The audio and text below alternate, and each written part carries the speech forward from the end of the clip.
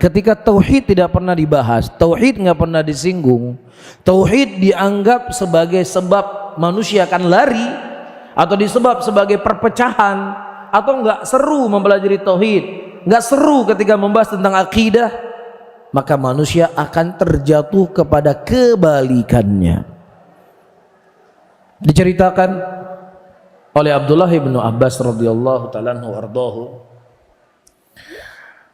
di zaman kaum Nabi Nuh alaihissalam ada orang-orang saleh, Yahud wa Ya'uq wa Nasra wa Suwa, adalah nama-nama orang-orang saleh yang mana ketika mereka meninggal dibuatlah gambar-gambar dan patung-patung orang-orang saleh ini dengan maksud dan tujuan ketika melihat gambar mereka, ketika melihat patung mereka, memberikan motivasi untuk kita semangat untuk beribadah. Iya, memberikan motivasi kepada kita semangat untuk berbuat kebaikan. Itu tujuannya. Tujuannya mulia, tujuannya baik. Kemudian setelah berlalunya zaman, generasi pertama telah meninggal, generasi kedua telah meninggal, generasi ketiga telah meninggal. Kemudian syaitan membisiki mereka kalau nenek moyang mereka dulunya menyembah ini kepada selain Allah Subhanahu wa taala. Kemudian disembahlah kepada selain Allah Rabbul Alamin. Ya dan billah.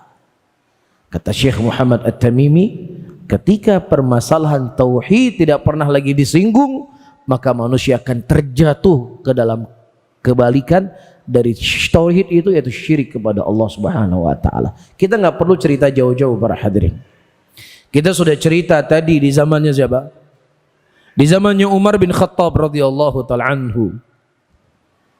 Dan di zaman Umar bin Khattab itu sendiri tauhid masih ditegakkan, tauhid masih disebarkan, syirik masih diingkari.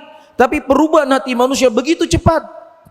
Padahal mereka hidup di kota Madinah, mereka tinggal di kota Mekah. Khalifahnya Umar bin Khattab,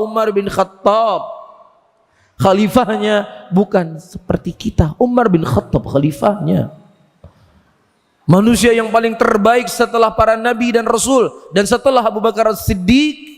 Tetapi mulai ada orang-orang yang apa? Yang condong hatinya kepada pohon tadi, menganggap pohon ini pohon keramat, menganggap pohon ini bisa memberikan berkah pada mereka, menganggap pohon ini demikian.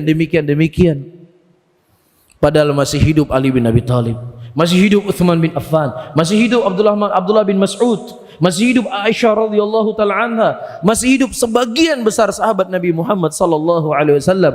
Tetapi begitu cepat perubahan yang terjadi pada qalbu manusia, begitu cepat perubahan pada akidahnya manusia. Tetapi di tengah mereka ada ulama, ada pemimpin yang mengarahkan mereka kepada hal yang baik dan memutuskan mereka segala pintu-pintu yang membuat mereka terjatuh dalam kesyirikan kepada Allah. Sementara kita ada siapa? Siapa yang mengingkari hal tersebut? Bahkan hal itu di tengah-tengah kita disuburkan, dihidupkan, dilestarikan. Bahkan itu dijadikan sebagai bentuk kecintaan seseorang kepada negara Indonesia. Itu diwujudkan sebagai bentuk cintanya seseorang kepada negeri ini. Tapi ketika dia anti dengan hal yang seperti itu, maka dia adalah kaum radikal, intoleransi, dan orang-orang yang memang anti dengan negara Indonesia. Hasbunallahu wa ni'mal wakil. Sehingga menambah ujian itu semakin berat buat kita para hadirin dan hadirat rahimani wa rahimakumullah. Ini kita cerita pohon itu berada di sekitaran Hudaybiyah, dekat Mekah. Nah, orang-orang yang jauh dari Mekah, yang jauh dari sahabat Nabi, walaupun sahabat Nabi masih hidup pada waktu itu, kondisinya lebih dahsyat lagi, lebih mengerikan. Di zamannya Umar bin Khattab pada waktu itu, beliau mengirim surat balasan kepada Abu Musa al-Asy'ari. Abu Musa al-Asy'ari waktu itu menjadi gubernur. Didapatkanlah jasad seorang nabi, yang mana nabi itu jasadnya tidak membusuk. Jadi keyakinan mereka pada waktu itu kalau musim kemarau dikeluarkan jasad nabi tadi supaya bertawasul agar diturunkan hujan. Ya, pemimpinnya waktu itu Abu Musa al-Asy'ari, gubernurnya. Khalifahnya Umar bin Khattab radhiyallahu ta'ala anhu. Kemudian dikirim surat oleh siapa?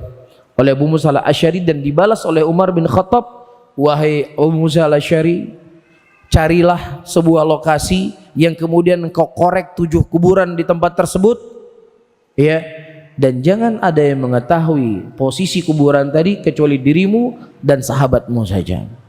Jangan ada yang tahu. Kemudian dikuburlah di situ jasad Nabi tersebut, dan walhamdulillah sampai hari ini jasad Nabi tersebut tidak ada yang mengetahuinya. Karena memang yang namanya rahasia, kalau itu beritanya sudah diketahui oleh 3 orang, itu bukan rahasia lagi namanya. Itu namanya broadcast yang tertunda. Tunggu saja. Kalau enggak minggu depan tersebar, ya bulan depan. Ya, jadi kalau antum memang benar-benar punya rahasia dan ingin menyimpan rahasia, jangan mengetahui rahasia kecuali hanya berapa orang? 2 orang saja. Kalau lebih nggak ada cerita itu sudah. Makanya kuburan yang ditanam oleh Abu Musa al-Asy'ari dan sahabatnya tidak ada yang mengetahui dan tidak diketahui sampai detik ini.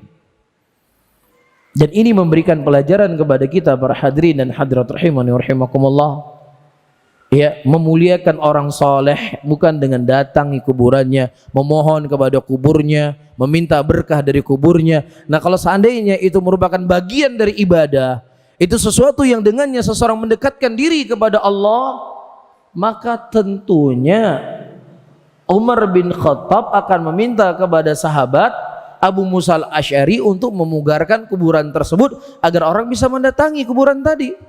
Tapi itu nggak dilakukan oleh Umar bin Khattab, justru dihilangkan jejaknya.